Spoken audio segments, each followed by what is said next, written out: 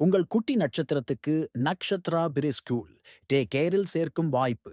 முதலில் வரும் முதலில் பெறுவோர் வெறும் 1000 மட்டும். நக்ஷத்ரா ப்ரீ ஸ்கூலில் சேர்க்கை தொடங்கியது. 3 நாட்கள் இலவச ட்ரையல். உங்கள் குட்டிகளுக்கான சிறந்த ஆரம்பம். நக்ஷத்ரா அகாடமி முதல் ஹேருண்ட் 1 வரை. BE.Tech ஆர்ட்ஸ் அண்ட் சயின்ஸ் அனைத்து பாடங்களுக்கும் சிறந்த டியூஷன் வகுப்புகள். எக்ஸ்பர்ட் கோச்சிங் கிளாஸஸ் LKG முதல் M.Tech வரை அனைத்து பாடங்களுக்கும் training, placement, career guidance and foreign admission சப்போர்ட்டுடன். கிரிக்கெட் உலகில் மகேந்திர சிங் தோனி என்றாலே அமைதி, நிதானம், அழுத்தமான தருணங்களிலும் அசராத மனநிலைதான் நினைவுக்கு வரும். கேப்டன் கூல் என்ற பட்டப்பெயர் அவருக்கு சும்மா வரவில்லை. ஆனால் அப்படிப்பட்ட தோனியும் சில சமயங்களில் கோபப்படுவார் என்றால் நம்ப முடிகிறதா?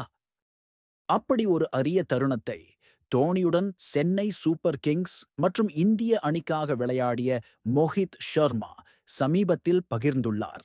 இது தோனியின் ரசிகர்களுக்கு ஒரு புதிய பரிமாணத்தை காட்டும்.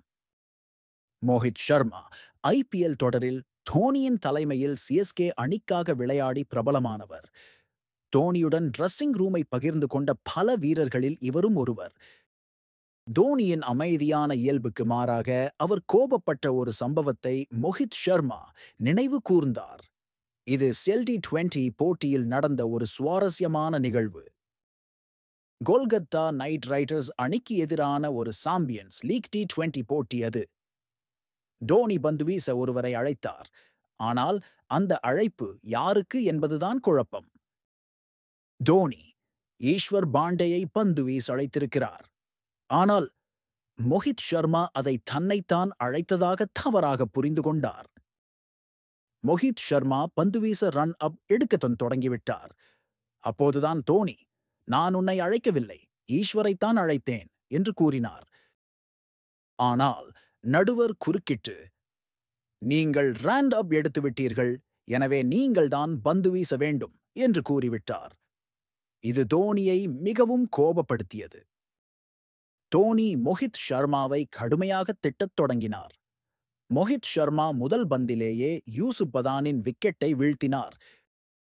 விக்கெட் எடுத்த மகிழ்ச்சியில் மோஹித் ஷர்மா கொண்டாடிக் கொண்டிருந்த போதும் தோனி இன்னும் கோபமாக திட்டிக் கொண்டே இருந்தார். இது மோஹித் ஷர்மாவுக்கு ஒரு மறக்க முடியாத அனுபவம். தோனி களத்தில் கோபப்படுவது மிகவும் அரிதான ஒன்று. அழுத்தமான சூழ்நிலைகளிலும் அவர் அமைதியாகவே இருப்பார். ஆனால் இந்த சம்பவம் தோனியின் மனித இயல்பை வெளிப்படுத்துகிறது. மோஹித் ஷர்மாவுக்கு இது ஒரு வேடிக்கையான அனுபவமாக இருந்திருக்கலாம். ஒரு இளம் வீரராக தோனி தன்னிடம் கோபப்படுவதை பார்ப்பது ஒருவித உற்சாகத்தை அளித்ததாக அவர் கூறினார்.